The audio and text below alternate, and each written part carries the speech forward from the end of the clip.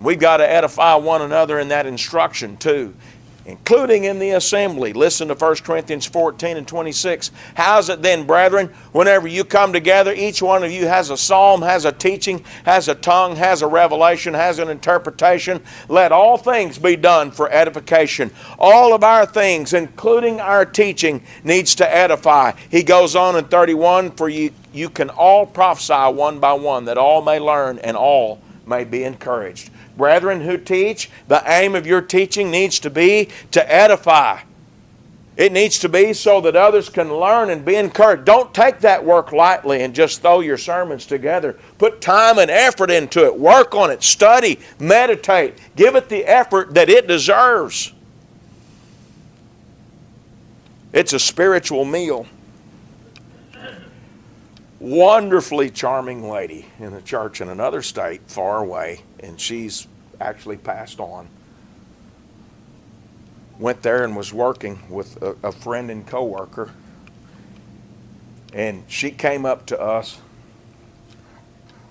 and she said, you know, I come to church here every service hoping for a meal, and sometimes these guys just give me a sandwich. But I want a meal.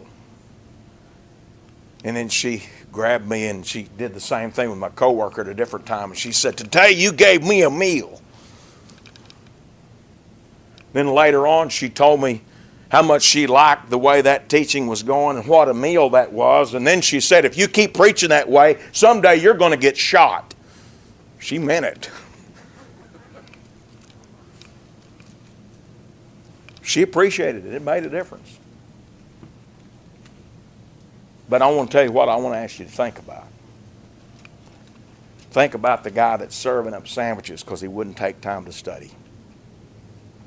Saturday night about 8:30, it kind of hit him. Oops, better throw something together. Hey, I don't want my wife cooking for me that way. And when it's my turn to cook, I won't cook for her that way. Let's not feed the church like that, brothers. Let's put some effort into it. I believe that you do. I hope you do. Acts 5 and 42, that teaching left the assembly and went out and went house to house. Listen to the early disciples. And daily in the temple and in every house they did not cease teaching and preaching Jesus as the Christ. They just kept teaching, even in people's homes, encouraging. In Hebrews 3 and 13, he commanded who? Everybody. Exhort one another daily while it is called today, lest any of you be hardened through the deceitfulness of sin. We're supposed to encourage and exhort and edify each other daily. I just wish we had a way to do that where I didn't have to get in the car and drive across town. If we had a system where I could put something on a piece of paper and seal it up and put a stamp on it and put it in a box and it get over there, that would help, wouldn't it? If they would just make electronic devices that would let me do that immediately, that sure would make a difference. Technology in modern society has made it easy for us to exhort each other daily. For Jerusalem it was easy because they were together every day. We have a lot of obligations with our jobs and all. I understand that. Use technology to do it, but reach out. There have been days this week, since Wednesday, that some word of encouragement I got through a text was what got me over a hump. I bet you feel the same way. Don't just be a receiver, be a giver. Let's encourage each other. 1 Thessalonians 5 and 11, therefore comfort each other and edify one another, just as you also are doing.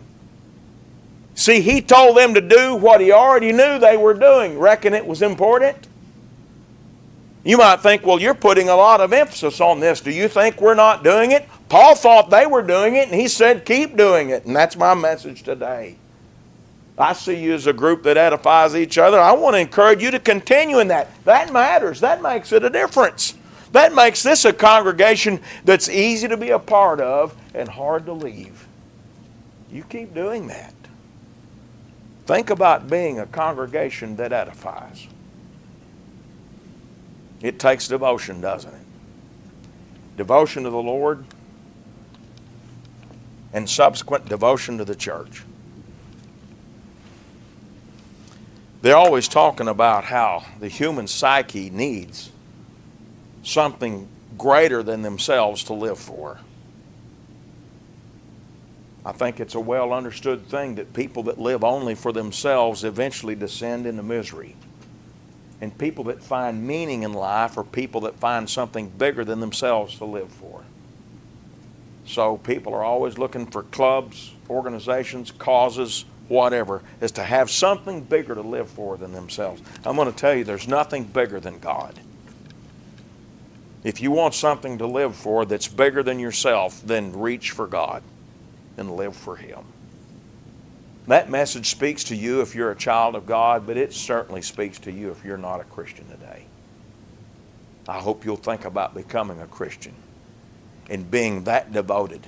It will give you a life of meaning and substance. It'll give you a life that's worth getting up tomorrow morning to go out there and live, because of something that's infinitely bigger than all of us, the family of God. And it's eternal. All these earthly causes, however great they may be, someday they will fade. But the cause of God will always be there. So make the courageous choice to live for God. Become a Christian today.